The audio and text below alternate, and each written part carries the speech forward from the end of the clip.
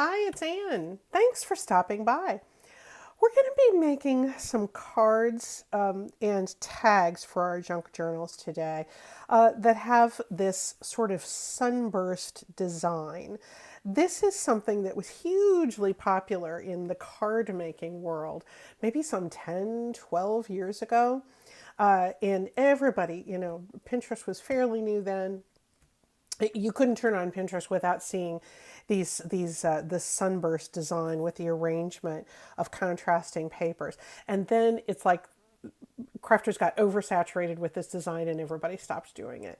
And now I'm starting to see it kind of come back again. And it's kind of silly that it fell out of favor because just because it became ubiquitous for some people didn't mean it was for everybody. But anyway, I started thinking about how it might be interesting to apply some of our junk journal materials to this design. So basically, this is it. It is just a set of wedges, wedge-shaped pieces of paper that are glued together, and then they all come together in one point, and it gets really messy at that one point. But you just put like a little medallion or something on the top to cover that up, and you get a really interesting energy from a design like this because your eye goes out in this way, and I think it's really fun.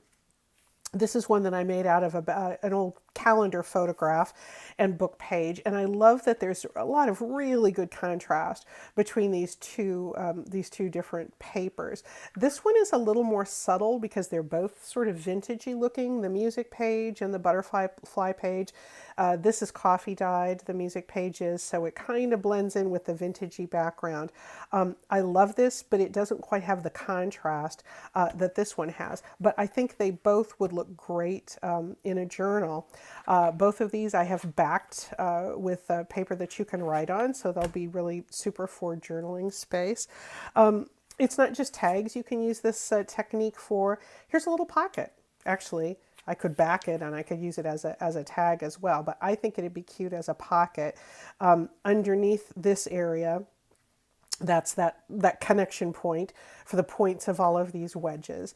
And instead of lowering the medallion that covers those points, I just moved it up and just had it just sort of sticking up over the edge as an interesting top edge to that pocket. So let's get started. I'm not going to call this a scrap buster because you kind of, it's not, when you first start, you probably don't want to just be reaching into your scrap bin for things, and you'll soon see why. The first thing that I want to do is to pull out a base, and I have several here. I could use, if I wanted to, a junk mail envelope.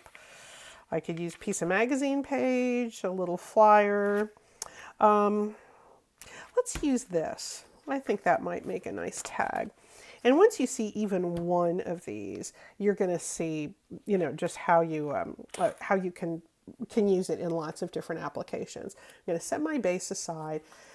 These are my two papers that I want to use because they're really contrasting. This is an extremely coffee-dyed piece of old book page, and this is out of a wildflower book.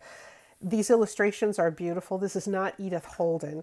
I don't think I would recommend using Edith Holden for this technique because as you are going to see, there's a certain amount of waste, and as we know, we do not waste even one square scrap of Edith Holden pages. But this is attractive, but I don't mind cutting this big pattern down into smaller pieces, and I kind of like that strong green. So what I'm going to do is to cut this into rectangles, and then I'm going to cut those rectangles into wedges. And so that's why I have these straight edges handy, because I'm going to do a fair amount of tearing here. I think I'm going to make some of my rectangles this way. And there's no real, these, if you're curious, I'm going to make this one about 1.5 inches wide. I'm going to cut it about there. there's no reason to measure. And you don't have to worry about getting the edges perfectly square either, because as you are going to see in just a moment, I keep building this up, don't I? As you will soon see. You'll be amazed. The precision is not going to matter all that much as long as you have straight edges. Straight edges on your wedges. There we go. Now, I'm going to go corner to corner, and I could use a trimmer on this as well. But I'm going to use my knife just because, well, I could try to tear it, but you get down to a little bit there, and that paper tends to not behave all that well. So that's why I'm going to use a knife here to create my wedges. I'm going to get bold and stack a couple together. How's that for confidence?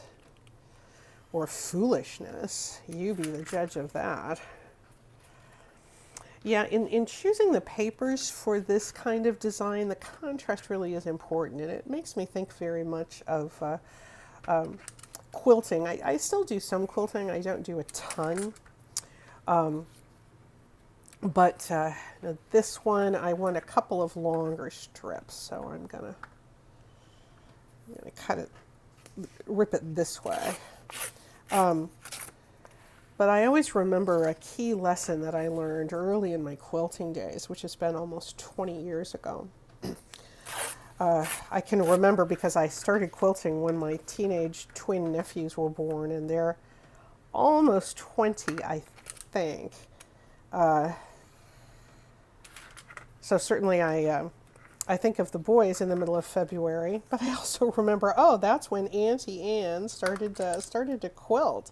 So thanks, guys, for making that an easy anniversary for me to remember. Anyway, one of the first lessons I learned in fabric selection is how important it is to have contrast. If you have a patchwork piece and you want each individual fabric to stand out, you want to have a strong contrast between, prints, colors, scale, floral versus geometric, to choose those with contrast in mind. And it's kind of that way with this. Okay, now I'm going to go ahead and do this very deeply saturated coffee dyed book page. I don't usually do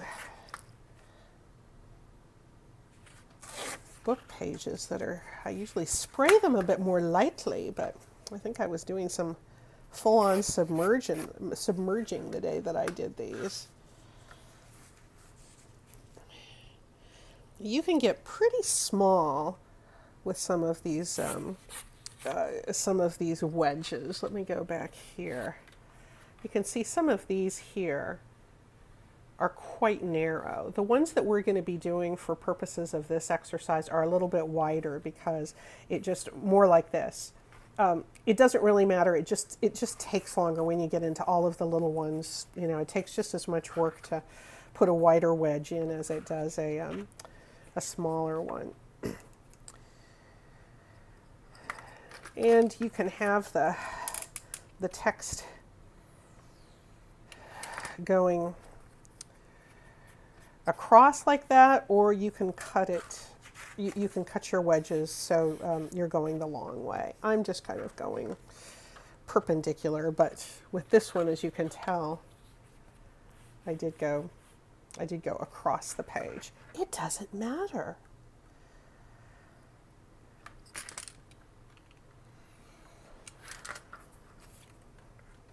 I just put a fresh blade in my utility knife, so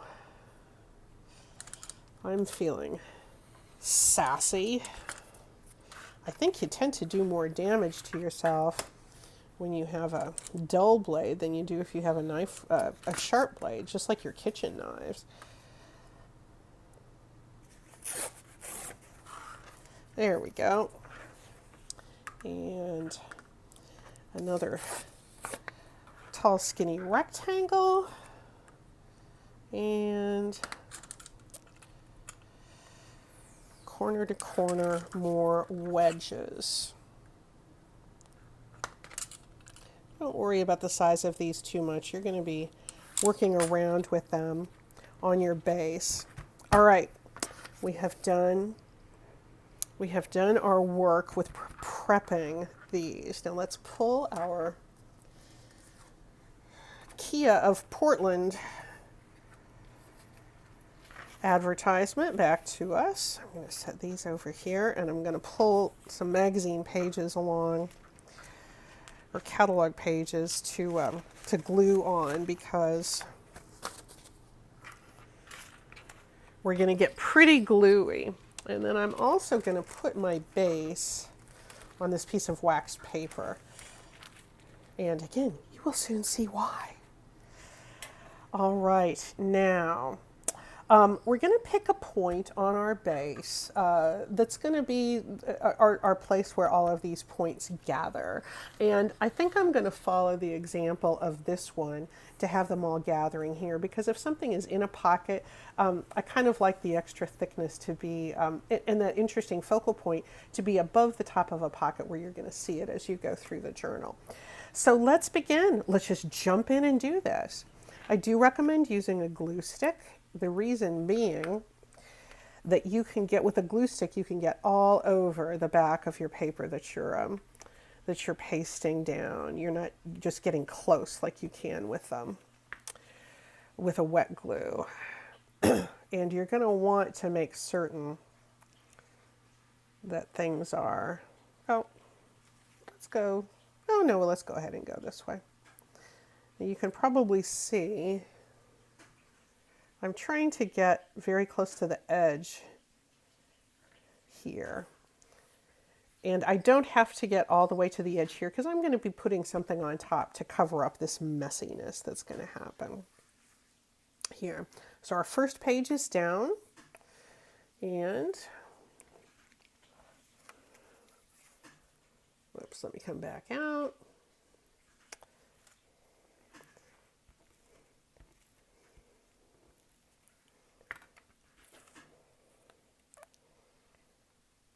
And I'm just going to put the contrasting strip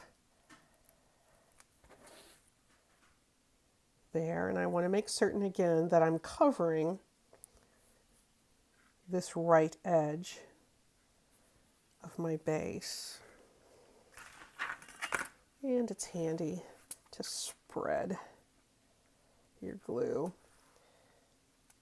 Press it down with a card. There we go. And you've got it. You have it now. I mean, I'm going to choose one of my longer pieces. Oh, I'm getting into a situation where I want a longer piece. So I'm going to go to this piece of this plant page that I cut in the other direction. Now, if I only had these short ones, that would be okay, because I could get into my scraps and I can just make a patch there. And I've done that a lot. So don't despair if you only have something that's this long. You think, oh, I'm not covering up my base. Don't worry about it. Just glue something else there, recut it so that you're keeping that wedge shape, and get on with it. All right. I think I'm going to go with this one.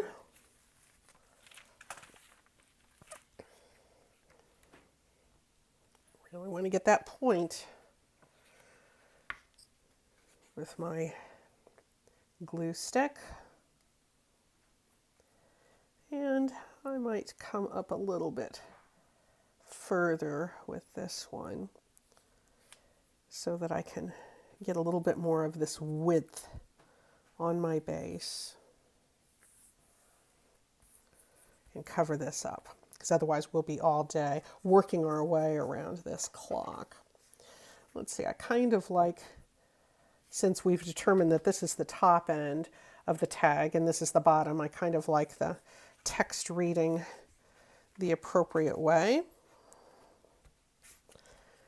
And if I sense that this bottom part of the wedge is not going to be on the base, I don't worry about getting the glue all the way towards that end. It's so funny, the things that pop out at you as you read old book pages. I'm seeing something about sleepy looking Irish woman. Could have been one of my ancestors. She was tired. No wonder she was sleepy looking. Let that woman rest. There we go. And again, we kind of keep letting these points meet up in this area. And you can see how this visual energy is really starting to build. You can see why I like to use a nice big glue page over here, because we use a lot of glue. And you can also see why I like to put a piece of wax paper here to keep building this, because there's glue here, you know, rather than fiddle about only putting the glue exactly where it was going to meet the paper. I put it over the whole thing, and I just put it on wax paper, and that keeps it from drying inappropriately. You will see that some of your straight edges come into this right angle and some of them go into this angle. It doesn't matter. Just one of the straight edges can go there. And if you decide that you want to, let's just say that you want to start making narrower strips, you can go to one of your strips like this and you can just cut it. And it'll go right in there. I'm going to stick with the wedgier ones right now, just so I don't have you here all day. Although it'd be kind of fun to hang out with you all day. But you've got things to do. Maybe you're crafting along with me. I am reconsidering using this one because the text, although honestly it doesn't really matter, but the text is going a direction that I don't really want. So I think I'm going to go back to this one. I should have checked that a little bit closer before I put my glue stick on, but guess what? It really doesn't matter. All right, now this one I just have it going out a little bit further. There's no real reason for that other than I wanted to take up more real estate on this end where it gets wider. Let's see, I need my green piece. Green piece. It's a good charity. Here's my green piece. Here. And we're building pretty close to that edge.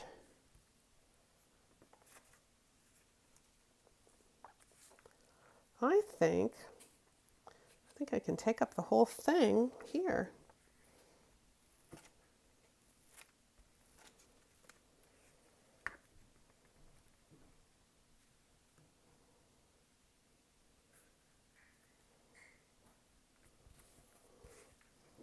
We go. Now, what I do sometimes, if I feel like my hands are getting a little gluey, I sometimes just take a piece of tissue paper and put it over my piece and really rub things down that way. I'm liking the contrast between this big kind of garish botanical page and this dark, deeply dyed, coffee-stained page. There's a little bit of the base you can still see here, but that's not going to matter. And I'm going to be I've got a little bit of the base showing here, but I'm going to be cutting off the corners to make my tag. Okay, this looks a mess, doesn't it? There's the back. Now we're going to fix it so it's not going to look like a mess. You can certainly go to your trimmer if you choose to do so, but since I'm here at the craft desk with you, I'm just going to use my utility knife. Which I really enjoy using. I'm sometimes guilty of not retracting the blade. That's not a good idea. I will resolve before you all to try to do better about retracting that blade. If you were here in the craft room with me, I would want you to be protected. So I'll try to do the same to myself.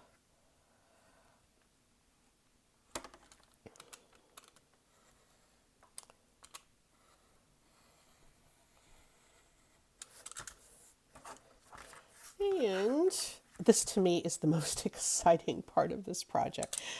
And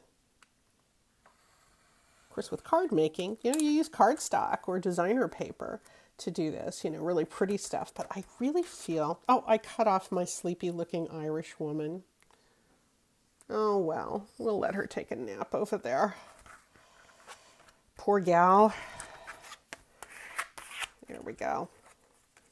There. So that tidied up nicely, didn't it? Let's turn this into a... Now, let's go ahead and put our focal point on it. Again, we're not going to worry about that point. What do you think of this? This looks messy up here. It doesn't matter.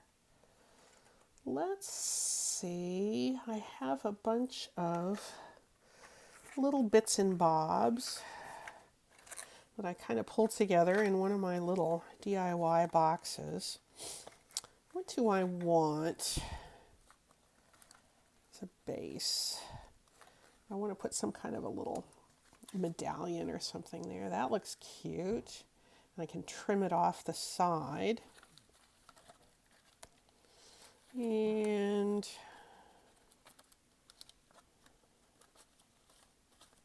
a little leaf. It doesn't have to be circular.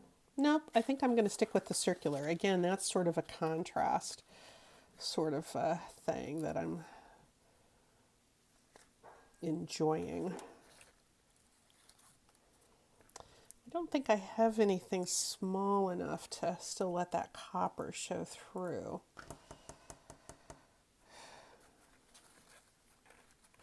What about vellum behind it? I think I want a stack thing. I think I like the vellum. I do. I also see something I want to fix there. I just kind of filled in that open area there, but I think it needs a little bit more wedginess there. So I think I'm gonna put that there. Bring my wax paper back, because this area up here, it looks like I was cutting corners, taking liberties with the design. Maybe cutting corners isn't the right term, but this is going to bring a smaller visual wedge in there. Yeah, that's better. That's better, and nobody will know except you that that's actually that's actually one piece of paper instead of two wedges there.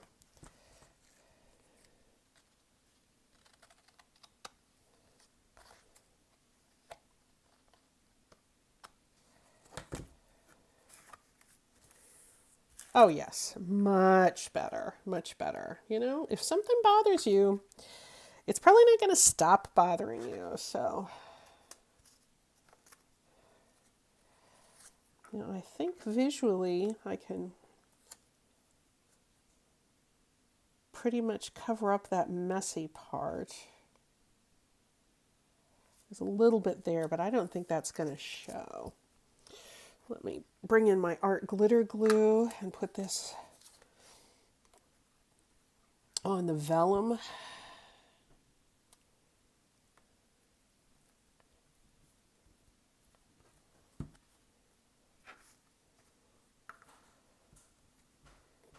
And I'm going to keep the glue in the area where my cardstock is, because it'll show through on the other side if I put it on the back of the vellum. That is going to be cute. Okay, we are getting there, my friends. As you can see, this is not a particularly fast process, because, all those little individual wedges, they have to be handled and laid down precisely. But I do think it is a really cute. Whoa, how many things can I stick to my scissors there? I think it is a really cute and a really striking look for a tag. And because the point of our tags is to write things on the back for our junk journals, we're aren't you going to be inspired? Aren't you going to be inspired to write something really interesting there? I forgot to back it. Let me do that.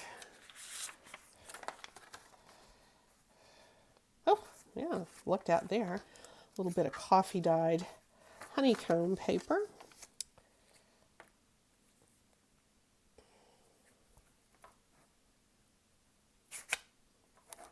I should have done this before I cut the corners. Speaking of cutting corners,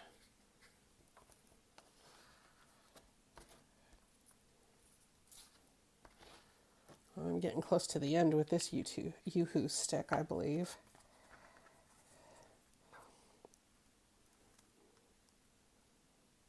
And there we go. Oof. That one's close.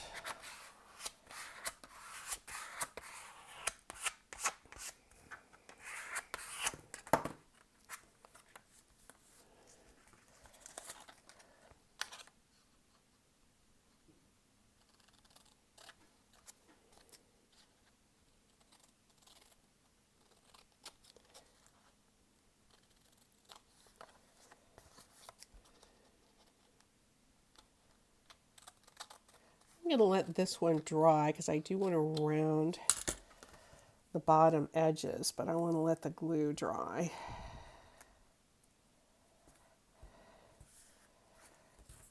Before I finish it off. I think that looks really cute. I'm enjoying that. Might be fun to have something that was like really contrasting there, but I really kind of like, this botanical scene and, the sun sort of beaming benevolently down. We're going to come back to this and round the edges. I want to show you another one that I did before I started the video. I got it partially done just because I think it's so funny. They end up with these octopusy sort of looks that's so bizarre, and I just think they're really fun. But so here's this really messy one, and let me trim it down, and you can see it transform, and then we'll put a little medallion on that one too. Now this one you can see the locus, the connecting point is in the middle. Well, off to the middle. It's not all the way at the edge. And so it's just a different look. Put them wherever you like. And each one's going to be different. Each one will be totally unique based on the contrast of the papers that you've chosen and how you have chosen to build your sunburst. If you do a search on Pinterest or Google Images for sunburst cards, they're also sometimes known as starburst cards, you're going to see lots and lots of examples of that. I don't think you'll see any for junk journals, but you'll see them for greeting cards, and you're just going to get all kinds of ideas. I thought it would be kind of fun to apply the concept to junk journals.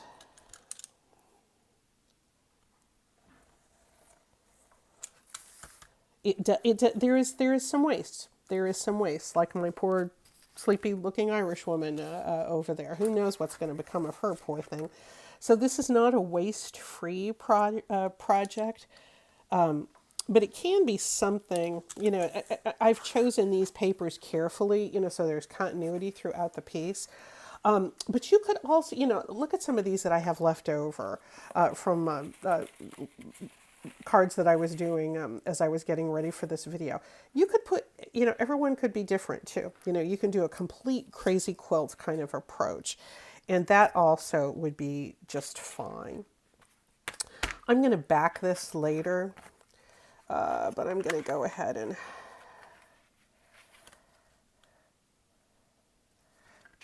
and clip these corners. Oh, so sticky. There's lots of glue in this project.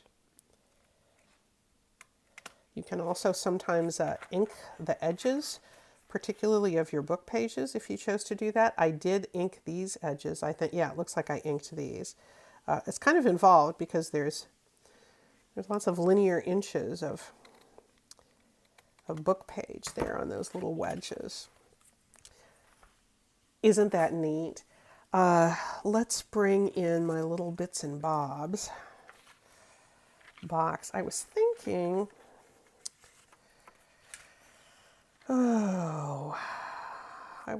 that something like this might be kind of different. And did I have a tree in here? That's totally wrong. I had some silver. These are little circles I cut out of the back of yogurt tops. So if you enjoy yogurt that has foil tops, you can use those foil tops again. I thought I had a tree in here. Help me look. Oh, that's something I wanted to use. Oh, here's the tree. What do you think? Do you like that? I do. Let me ink this guy. I have almost everything else inked. Oh, that size a little more. This is a little scrap I had left over. I've been making some journal covers out of the wax paper marked grocery bag that I talked about a couple of videos ago. I didn't want to throw away a single scrap of that. Not that it's difficult to make more.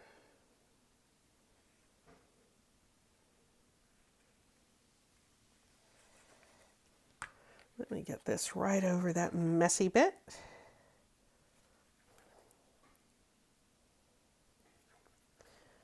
But far enough in that we can see some of those sunbursts coming out of the left side.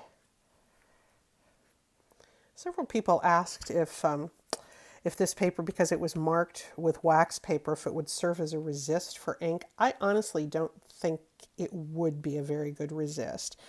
Because the wax itself, while it marked the paper, it didn't sit on top of the paper, and you can write with an ink pen very, very easily on this. And so that tells me if we wanted a resist technique, that would probably not be something we'd be able to do with the wax paper marking. It gives a nice kind of a quiet energy behind that tree, though, doesn't it? I'm enjoying that. Let me, yeah, I'll go ahead and do these corners just so you can see what it'll look like, even though I don't have it backed yet.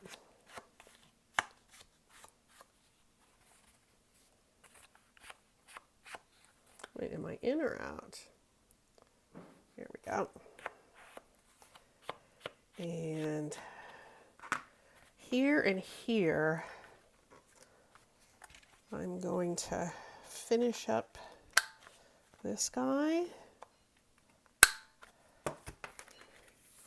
And I want you to see what I got for Christmas. Oh, look at this. My sweet, sweet husband got me a punch that I'd been wanting, a tag punch.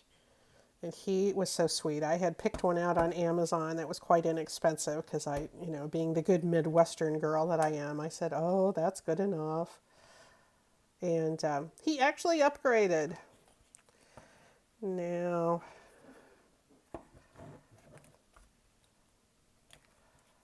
I hope I didn't do anything inappropriate to my Christmas gift. There we go. You know what happened? That ink is still a little bit soggy in there, so I need to treat my tools better and not try to use them on wet ink or wet glue. Yeah, that one just came through just fine. A backing will be great on that. Look at those. Look at those. Aren't those cute? Yeah, I really like these. So let me know if this is something that you want to try, and just go for it. You're gonna end up with lots of leftovers, and there's kind of a lot of this kind of business. I think what I'm gonna do next is I'm gonna go through my leftovers and see how I can put together kind of uh, a patchwork, little bit more of a crazy quilt kind of approach using those wedges. But I think they're fun. I think they're different. And before we go, let's just try one. Let's try one in a journal. Here's my little test journal. And there's a pocket. I'll put some kind of a tie in there. It'll be flatter when it's dry. I love it. I love it. I'm so glad that I remembered this kind of fun card making technique, and I hope it's something that you'll use too. Let me know if you try it. Thanks a lot, guys. Bye-bye.